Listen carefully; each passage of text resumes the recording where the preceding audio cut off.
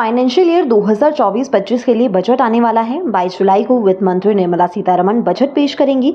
PM Narendra Modi के नेतृत्व में एनडीए सरकार बनने के बाद ये सरकार का पहला बजट होगा। हालांकि वित्त मंत्री निर्मला सीतारमण का ये 7वां बजट होगा। इससे पहले वित्त मंत्री 5 पूर्ण और 1 अंतरिम बजट पेश कर चुकी हैं। आगामी बजट से हर वर्ग को बड़ी उम्मीदें हैं। वहीं इस बीच सूत्रों से खबर मिली है कि इस बजट में वित्त मंत्री कोई बड़ी घोषणा कर सकती है। सूत्रों के मुताबिक बजट में इंश्योरेंस कंपनियों के लिए बड़ा ऐलान संभव है।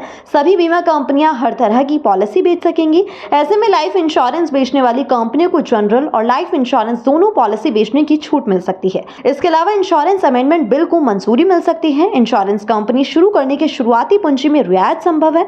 वहीं इंश्योरेंस अमेंडमेंट बिल में रिस्क बेस्ड सॉल्वेंसी रेशियो तय होगा। सॉल्वेंसी जोखिम के हिसाब से तय होगी। वहीं इसके अलावा भी आने वाले बजट से इनकम टैक्स को लेकर भी कई तरह की उम्मीदें जुड़ी हुई हैं। सूत्रों की माने तो बजट में टैक्स को लेकर भी बड़ी घोषणा की जा सकती है। टैक्स छूट की सीमा को 5 लाख रुपए तक बढ़ाने की संभावना है। अगर ऐसा होता है तो ये उन लोगों के लिए एक बड़ी राहत होगी जो मौजूदा समय में ऊंची टैक्स दर पर भुगतान कर रहे हैं। हालांकि ये टैक्स छूट सभी टैक्स पेयर्स पर लागू नहीं होगा।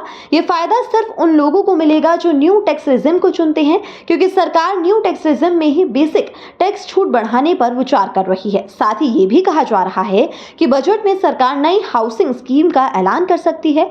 इसके अलावा घर खरीदने या बनाने पर होम लोन के ब्याज में छूट मिल सकती है। इसके अलावा होम लोन के ब्याज पर 3 से 6% तक की इंटरेस्ट सबवेंशन स्कीम की घोषणा हो सकती है। नई स्कीम में 50 लाख तक के घर पर इंटरेस्ट सबवेंशन स्कीम का ऐलान किया जा सकता है। इससे पहले तक 18 साल तक के घरों पर इंटरेस्ट सबवेंशन स्कीम थी। इंटरेस्ट सबवेंशन स्कीम में घर के साइज को लेकर भी छूट संभव है और सितंबर से सरकार नई स्कीम शुरू कर सकती है।